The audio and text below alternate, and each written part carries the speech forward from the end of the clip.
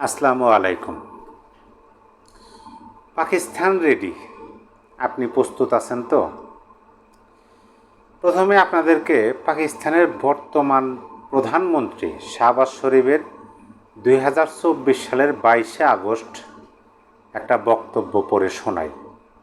ছোট্ট দুইটা লাইন তিনি আমাদের বঙ্গবন্ধু শেখ মুজিবুর রহমানকে নিয়ে কথাগুলো বলেছিলেন। তিনি স্পষ্ট করছিলেন যে যিনি পাকিস্তান বিরোধী আন্দোলনের নেতৃত্ব দিয়েছিলেন তিনি অবশেষে তার করুণ পরিণতি ভোগ করেছেন। অর্থাৎ 2024 সালের 5ই আগস্ট আওয়ামী লীগ সরকার ক্ষমতাচ্যুত হওয়ার পরে বঙ্গবন্ধু শেখ মুজিবুর রহমানের মোরাল সারা দেশে ভাঙা হয়। বঙ্গবন্ধুর বাসভবন ধানমন্ডির 32 নম্বর আগুনে বিনষ্ট করা হয়। তার 17 দিন পরে 22শে আগস্ট পাকিস্তানের প্রধানমন্ত্রী শাহবাজ শরীফ বঙ্গবন্ধুর নামে এই কথাটি বলেন। তিনি আরও কিছু কথা বলছেন, যিনি খারাপ কাজ করবেন তা ফের তার উপরই আসবে। শেখ মুজিবুর রহমান এই অবিভক্ত পাকিস্তানকে দুই ভাগ করেছিল। তিনি প্রথমে বললেন যে পাকিস্তান বিরোধী আন্দোলনের নেতৃত্ব দেওয়া ব্যক্তি অবশেষে তার করুণ পরিণতি ভোগ করছেন। তারপরে তিনি নাম ধরে বললেন যে শেখ মুজিবুর রহমান অবিভক্ত পাকিস্তানকে দুই ভাগ করেছিল। তাহলে আমাদের দেশের মধ্যে যে তর্ক আছে, বিতর্ক আছে, সেটা আর কোনো মূল্যই থাকে না যদি পাকিস্তানের প্রধানমন্ত্রীর বক্তব্যটা আমরা আমলে নেই। কারণ তিনি স্পষ্টতই বললেন যে পাকিস্তান বিরোধী আন্দোলন অর্থাৎ পাকিস্তানি হানাদার বাহিনীদের বিরুদ্ধে যে আন্দোলন সেটার নেতৃত্ব দিয়েছিলেন বঙ্গবন্ধু। পাকিস্তানি হানাদার বাহিনীদের হাত থেকে এই পূর্ব পাকিস্তান তথা বাঙালিদের স্বাধীন করার জন্য তিনিই একমাত্র নেতা এবং তিনি দুই ভাগে ভাগ করছিলেন, যার পরিপ্রেক্ষিতে 5ই আগস্ট 2024 ক্ষমতার পট পরিবর্তনের পরে পাকিস্তানের প্রধানমন্ত্রী বললেন যে বঙ্গবন্ধু নাকি সেই তার করুণ পরিণতি ভোগ করতেছে। করুণ পরিণতি কি? বাংলাদেশকে স্বাধীন করছিলেন, এটাই করুণ পরিণতি। আমি প্রথমে যে কথাটা বললাম যে পাকিস্তান রেডি, আওয়ামী লীগ সরকার ক্ষমতাচ্যুত হওয়ার পরেই পাকিস্তানের পক্ষ থেকে যে সমস্ত বক্তব্য আসছে, যেমন ধরেন এখন আমি যে ভিডিও করতেছি আগস্টের আজকে 24 তারিখ, এই সময়ে পাকিস্তানের উপপ্রধানমন্ত্রী তিনি বাংলাদেশে অবস্থান করতেছেন। তিনি 2024 সালের 5ই আগস্টের পরে বলছিলেন যে পাকিস্তান তার হারানো ভাই ফিরে পেতে চলছে। তিনি এখন বাংলাদেশের বর্তমান রাজনৈতিক দলগুলো তার সাক্ষাতের জন্য কিভাবে উন্মুখ হয়ে বসেছিল, এই বিষয়গুলো আমার মনে হয় যে তিনি কবে আসবেন, তার সাথে কবে দেখা করবেন, কবে কথা বলবেন। বিশেষ করে নতুন রাজনৈতিক দলটা, তারা তো নিজেদের পক্ষ থেকে আবেদনই করলেন পাকিস্তানের উপপ্রধানমন্ত্রীর কাছে, পররাষ্ট্রমন্ত্রীর কাছে, যে 71-এর সেই বিষয়টি সমাধান দরকার, আপনারা সমাধান করুন। মানে বাংলাদেশের পক্ষ থেকে এনসিপির নেতারা আবেদন করলো পাকিস্তানের কাছে। পাকিস্তান বলল যে আমরা রেডি। দেখা যাইতেছে যে বাংলাদেশ পাকিস্তানের মধ্যে পররাষ্ট্র মন্ত্রণালয় মানে পররাষ্ট্রমন্ত্রী পর্যায়ে চুক্তিও হলো দুইটা, ভিসা, পাসপোর্ট। ভিতরের খবর কিছু আপনাদেরকে বলি, এটা তো পরিষ্কার আমরা যে পাকিস্তান রেডি, এক পায়ে দাঁড়িয়ে আছে।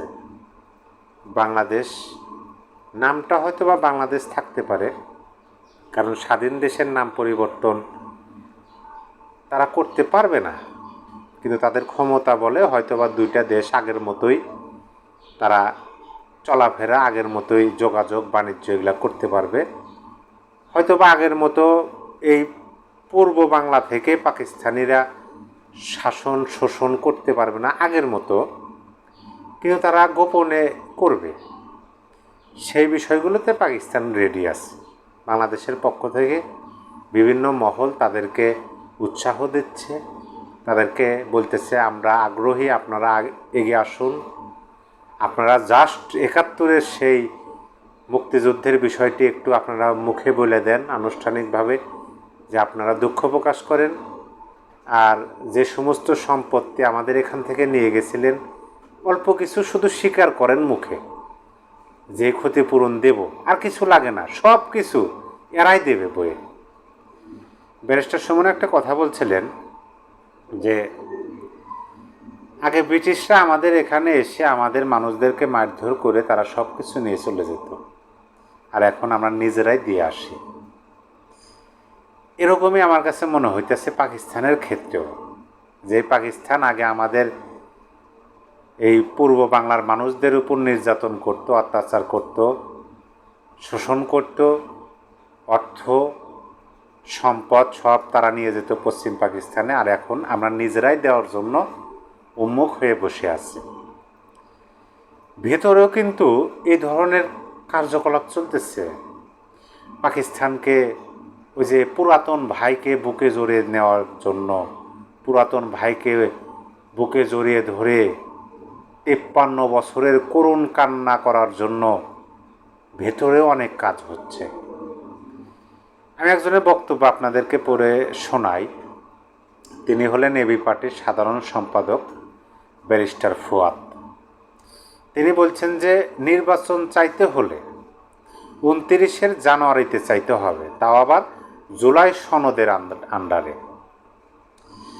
কেউ যদি বাংলাদেশে বর্তমান অন্তর্বর্তী সরকারের কাছে নির্বাচন চায় তাহলে তাকে জুলাই সনদের আন্ডারে ২৯ জানুয়ারিতে চাইতে হবে। ২০২৯ সালের জানুয়ারি মাসের আগে নির্বাচন চাইতে পারবে না, এটা অযৌক্তিক। এই কথাটা বলছেন ব্যারিস্টার ফুয়াদ। তিনি যুক্তি দিচ্ছেন যে যেহেতু ২০২৪ জানুয়ারিতে একটা নির্বাচন হয়েছে, সেহেতু এই নির্বাচনের সময় তো ২৯ জানুয়ারি পর্যন্ত আছে, তাহলে কেন আগেই নির্বাচন চাওয়া হইতেছে?